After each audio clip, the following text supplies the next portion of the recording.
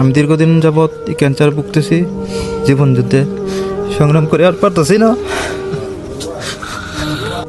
এই ভিডিওটি যারা দেখবেন আপনাদের কাছে হাত জোর করে আমার বিনীত রিকোয়েস্ট যে আপনারা বেশি বেশি এই ভিডিওটি শেয়ার করবেন।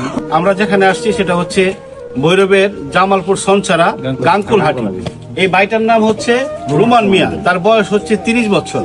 সেখানে আসার পরে আমার ছোট ভাই শাওন বলতেছে, ও ভাই আমার এমন ছোট দুইটা বাচ্চা আছে, ও ভাই আমার কলজাটা ফাইটা দিতেছে গা ভাই, আমার এমন দুইটা বাচ্চা, আমার মোবাইলে ছবি দেখাইলো, তার দুইটা ছেলে আর কি।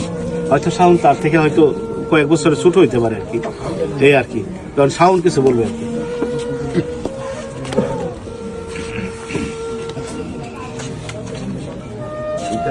আসসালামু আলাইকুম।